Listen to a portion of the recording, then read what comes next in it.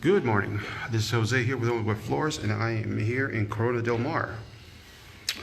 We just got done moving some of the furniture out of here, and we're going to start sanding down this maple floor. As you can tell, it's taken a little bit of a beating in some areas.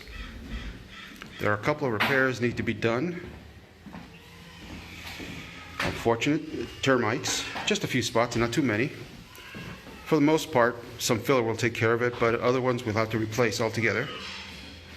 We will be doing this bedroom area, small little hallway. This is a closet, but we're not touching that. And this top floor of this 3-story house. We're not going downstairs at all. As you can tell, the family's still here.